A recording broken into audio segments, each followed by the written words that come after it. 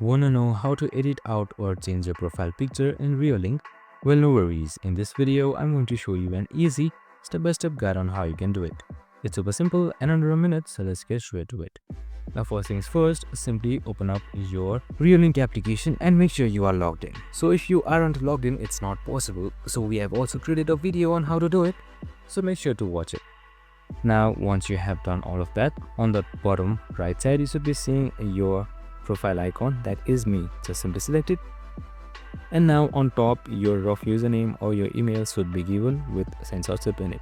So simply select it. Now once you've selected your current email, in order to change profile picture, just simply select profile picture right here and then your icon. And then select change profile picture. And you can just simply take photos or select from your album. Once you're done, you should be provided with this edit page right here. You can just simply edit out the resolution and crop it up and stuff, and then just simply select this tick icon right here, and then your new profile picture will be added.